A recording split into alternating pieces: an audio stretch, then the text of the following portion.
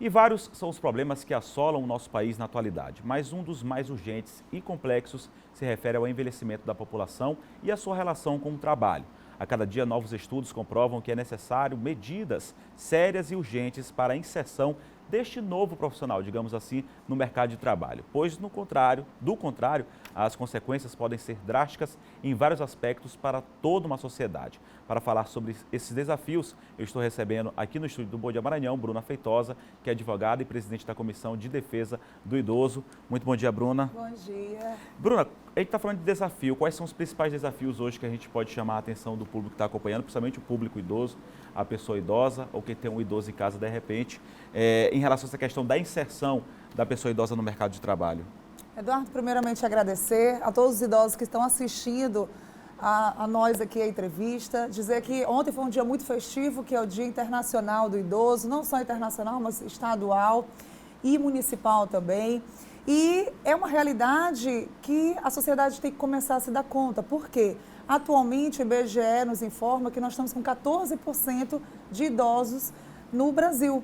Só que no Maranhão a gente está com 850 mil idosos. E a nível de capital, São Luís, 150 mil. Então é uma realidade em que o idoso, ele está se inserindo mais ainda agora com a questão da reforma da Previdência, em que o idoso vai precisar trabalhar mais ainda.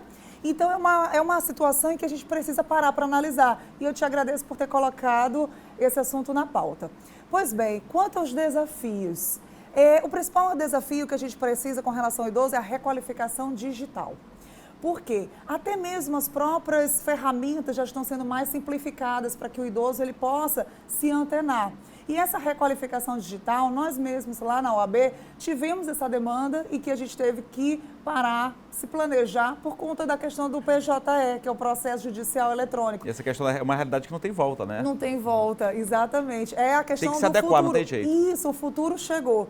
E a gente está com um dado muito interessante que é 25% dos idosos, eles já estão inseridos dentro do mercado de trabalho.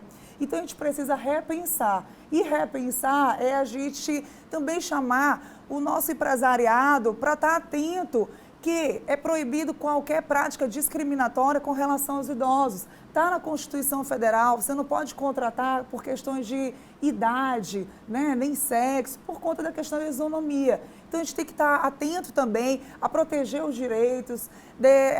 A população está envelhecendo, todos nós, eu costumo usar a hashtag, todos nós somos idosos, é só uma questão de tempo. Então, creio que agora está cada vez mais enfatizada a questão de que os idosos ele têm voz e têm vez. Fato é que vai ter que ter mão de obra idosa em algum momento, de qualquer forma. Agora sim, para as empresas, Bruna, é uma vantagem, fala muito sobre a questão da experiência. Isso. Você vê só isso como vantagem ou tem outras vantagens? Como é que você olha essa situação também pelo lado da empresa? Eduardo, eu costumo enumerar diversas vantagens. O idoso ele é compromissado, o idoso ele é pontual, ele é responsável e não tem como comparar, por exemplo, eu com 33 anos, agora em novembro, com o idoso que tem uma larga experiência e sabedoria. Então, se o empresário bem souber, que contrate um idoso, porque ele tem experiência e ele vai agregar muito na empresa. E misturar gerações, você acha importante? É muito jovem importante. Com idoso? É muito importante. É isso que a gente chama de intergeracionalidade. Essa mistura de gerações é excelente, porque muitas das vezes o jovem ele acha que ele já nasceu sabendo, porque já está nessa era da tecnologia, e não.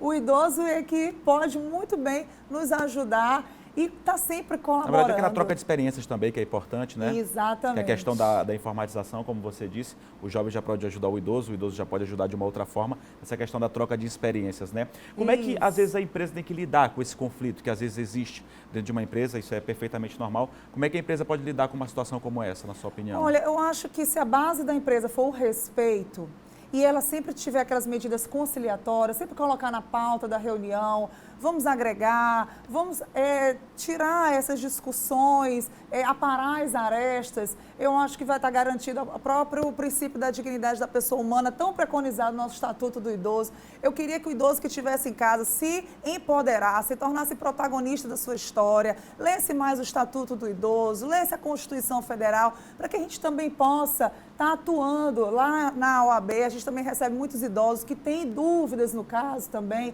não só a questão da inserção do mercado de trabalho, mas em qualquer seara de proteção ao idoso e da política nacional da pessoa idosa. Então também estamos abertos a eventuais situações. É porta de entrada, a gente costuma dizer que é a casa de todos. Ok, obrigado pela sua participação aqui no Bom Dia Maranhão, Bruna. Eu que agradeço.